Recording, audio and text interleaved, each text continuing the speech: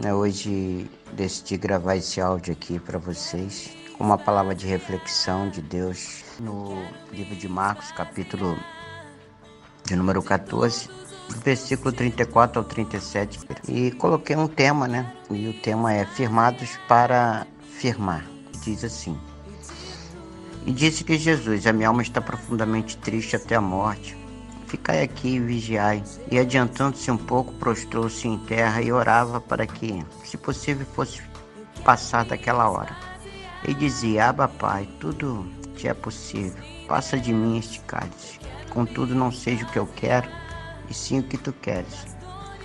E voltando, os achou dormindo e disse a Pedro: Simão, tu dormes e não pudeste nem uma hora vigiar? Estamos passando por momentos de grande incerteza sobre o nosso futuro. Sabe que o futuro é incerto, pelo menos na visão humana, porque do ponto de vista espiritual, tudo segue conforme o planejado. Nada fugiu dos planos que Deus estabeleceu. E é isso que nós aprendemos da frase que Jesus falou lá quando estava em oração, no texto que lemos: Pai, tudo é possível.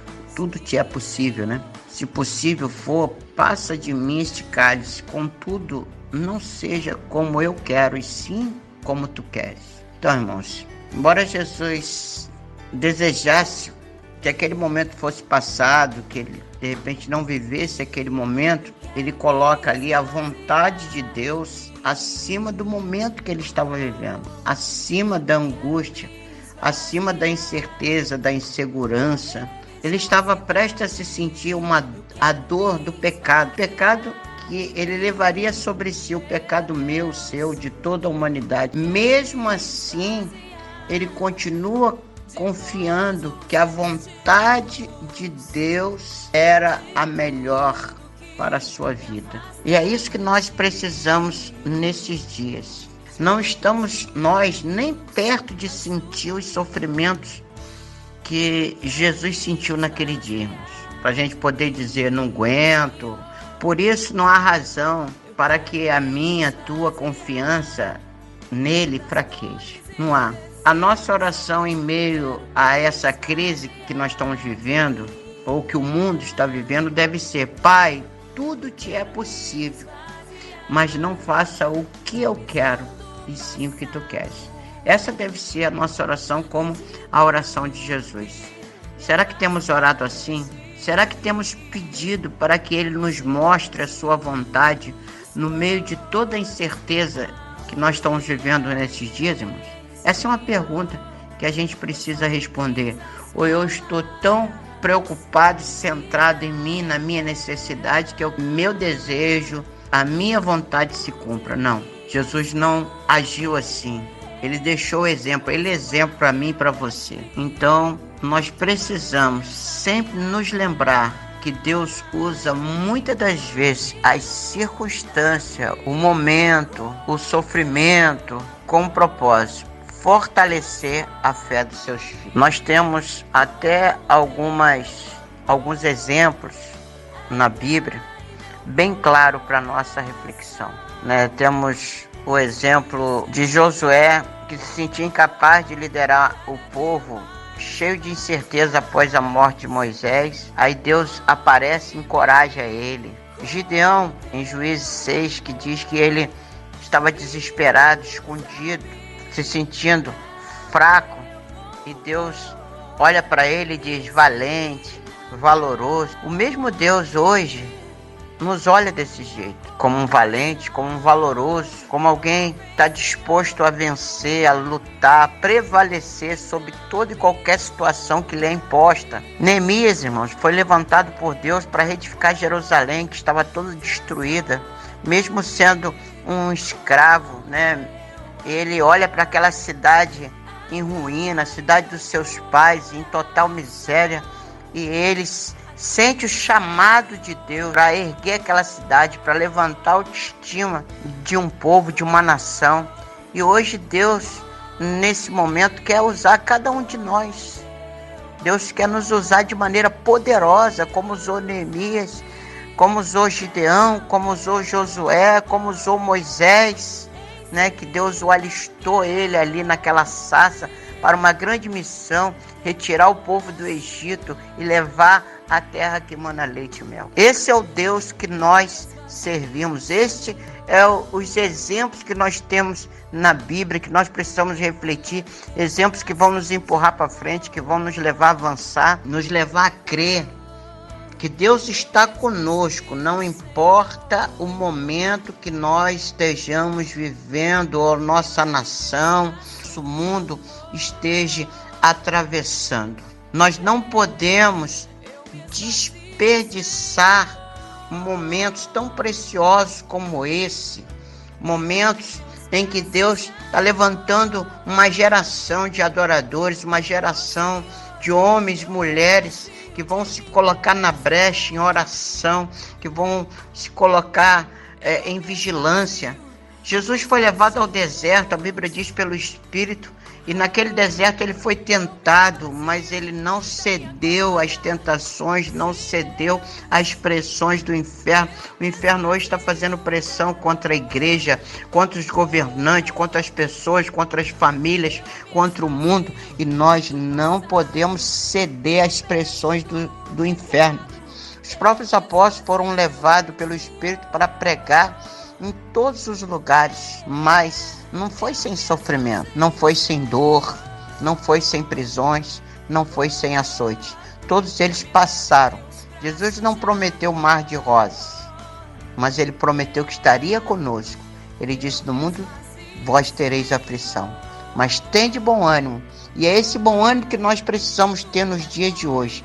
É esse bom ânimo que nós precisamos para avançar, para continuar, para colocar os nossos olhos postos em Deus. Nosso alvo é Cristo, e avançar para a glória de Deus.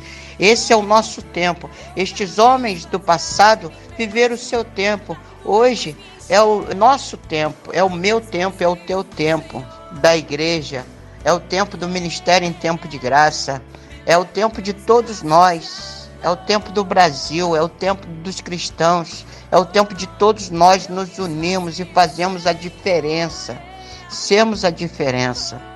Deus, como eu disse, usa momentos de crise, de incerteza ou de dor para fortalecer a nossa fé.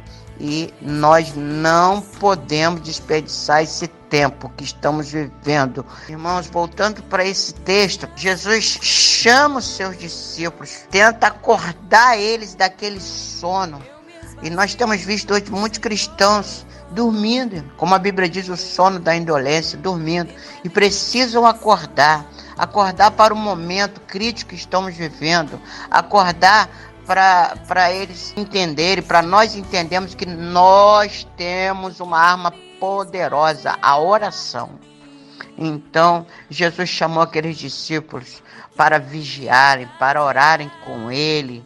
E como cristão, nós confiamos em Deus. Jesus confiava no Pai. E nós, como cristãos, nós que temos a fé, nós não podemos nos desesperar diante das más notícias. Mas se nós olharmos ao nosso redor, nós vamos ver muitas pessoas que estão perdendo a fé, a esperança, através do momento que elas estão vivendo. E muitos, por não ou recorrerem a essa fé, eles estão caindo em angústia, em desespero. E essa é a grande estratégia do inimigo, como eu tenho dito a vocês nesses dias.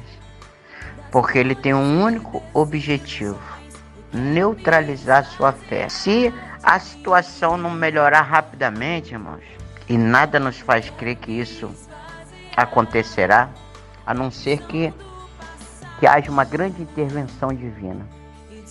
Cada vez nós vamos ver pessoas mais perdidas, confusas, angustiadas. Mas Deus, o Deus que nós servimos, ele tem poder de mudar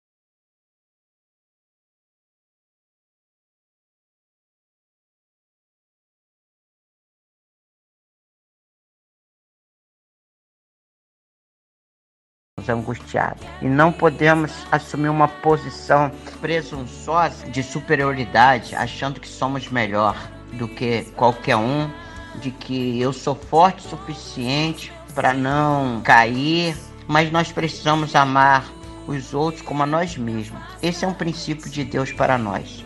Esse é um princípio que nos fará mais que vencedores nesses dias tão difíceis.